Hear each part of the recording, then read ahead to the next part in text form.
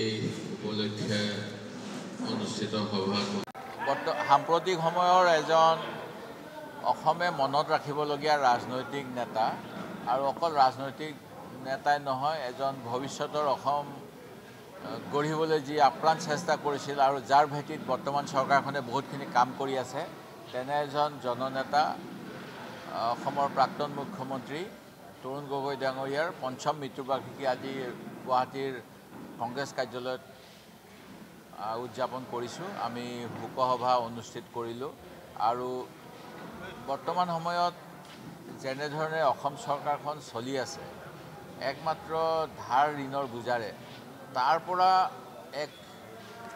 কেনেকৈ তাৰ পূৰ্বৰ সময়খিনি যদি চাওঁ অসম গণ পৰিষদৰ দিনতো তাতকৈ ভয়াৱহ এটা সমস্যা সৃষ্টি হৈছিল। অসমত নিয়োগ বন্ধ হৈছিল, অসমৰ আৰ্থিক অৱস্থা অতি শোচনীয় আছিল। সেইখিনি তেনেকুৱা বিপদৰ পৰা মাননীয় মুখ্যমন্ত্ৰী তৰুণ গগৈ ডাঙৰীয়াই ভাৰতৰ প্ৰধানমন্ত্ৰী ডক্টৰ মনমোহন সিঙৰ সহযোগত অসমক যেনেকৈ উদ্ধাৰ কৰিছিল সেই কথাখিনি আমি আজি স্মৰণ কৰিছোঁ আৰু সেই আদৰ্শৰে পুনৰ অসমৰ ভৱিষ্যত আমি ৰচিব লাগিব আৰু বৰ্তমান চৰকাৰখনে যেনেকৈ বিভিন্ন সময়ত অসমৰ জাতি জনগোষ্ঠীৰ মাজত খামখেয়ালি লগাব বিচাৰিছে, যিবিলাক আভুৱা ভৰি আছে পূৰ্বৰ চৰকাৰৰ দিনত যি নিয়োগৰ ব্যৱস্থা আছিলে 16 চনৰ পৰা 1,07,000 চৰকাৰী কামৰ ভেকেঞ্চি সৰ্বানন্দ সোণোৱালৰ দিনতো পূৰণ নকৰি বৰ্তমান চৰকাৰে পূৰণ কৰি পেলাই বাহবা লোৱাৰ অপচেষ্টা চলাইছে।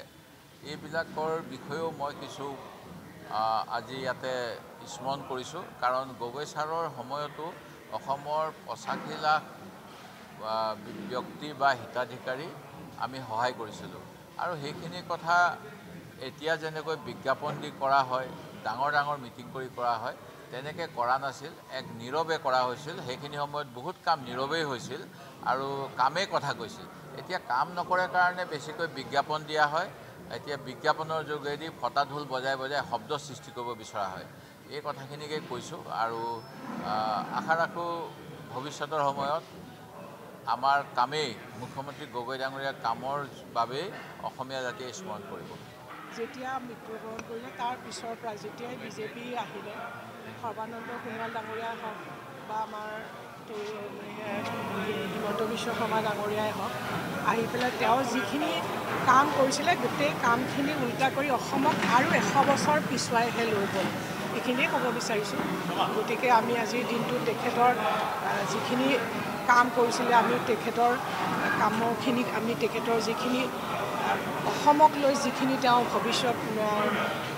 ভৱিষ্যত প্ৰজন্মৰ কাৰণে যিখিনি তেওঁ চিন্তা চৰ্চা আগত ৰাখিছিলে আমি সেইখিনিকে আমি সাৰোগত কৰি আমি আগলৈ তেখেতৰ কথাখিনিকে কামখিনিকে আমি আগলৈ লৈ যাবলৈ চেষ্টা অব্যাহত ৰাখিম। বদৰুদ্দিন আজমলে কৈছে যে কংগ্ৰেছে যদি এডেফৰ লগত এলায়েন্স নকৰে তেতিয়াহ'লে মানে ৰাহুল গান্ধী প্ৰধানমন্ত্ৰীও হ'ব নোৱাৰিব, গৌৰৱ গগৈও বা কংগ্ৰেছৰ চৰকাৰ নাহে আৰু।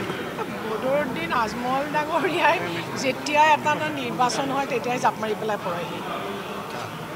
তেওঁ যদি ইমানেই ডাঙৰ নেতা সংখ্যাগত তেওঁ এই ধুবুৰী যোৱা বিগত যিটো লোকসভা নিৰ্বাচন হৈছিলে 10 লাখতকৈ ওপৰৰ ভোটত তেওঁ পৰাজয় বৰণ কৰিছে।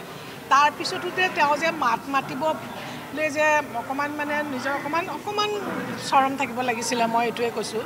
তেওঁ মাত মাতিব নালাগিছিলে, তেওঁ নিজকে কি বুলি ভাবিছে মই নাজানো। গতিকে বদৰুদ্দিন আজমল আমাৰ অসমত অপ্ৰাসংগিক, তেওঁৰ কোনো কথা আমাৰ দৰকাৰ নাই। তেওঁ ভাৰতবৰ্ষৰ ভাগ্য নিয়ন্ত্ৰণ নেকি? তেওঁ ৰাহুল গান্ধী হ'ব নোৱাৰে, তেওঁ গৌৰৱ গগৈ ডাঙৰীয়া অমুক হ'ব নোৱাৰে।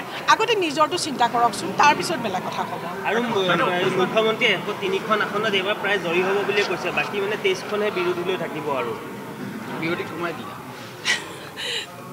মই এতিয়া এইটো সময়ত আমি শ্ৰদ্ধাঞ্জলি জ্ঞাপন কৰিব আহিছোঁ আমাৰ তৰুণ গগৈ ছাৰৰ। যে মুখ্যমন্ত্ৰী ডাঙৰীয়াই আজি বুলি নহয়, আজি কিছুদিনৰ পৰা নিজৰ ভাৰসাম্য হেৰুৱাইছে। গতিকে কথাৰ কামৰ মাজত কোনো সামঞ্জস্য নাই। যি সময়ত ৰাইজে ককবকাই আছে, অসমৰ ৰাইজে মূল্যবৃদ্ধিত ককবকাই আছে, অসমৰ নিবনুৱা সমস্যা এইবিলাক কথা নাই। তেওঁ খালি মাত্ৰ এটাই যে অমুক তুম আবুল তাবুল কথা বকিবলৈ আৰম্ভ কৰিছে সেইটোৱে আসাম টক্স আপোচবিহীন অসম কণ্ঠ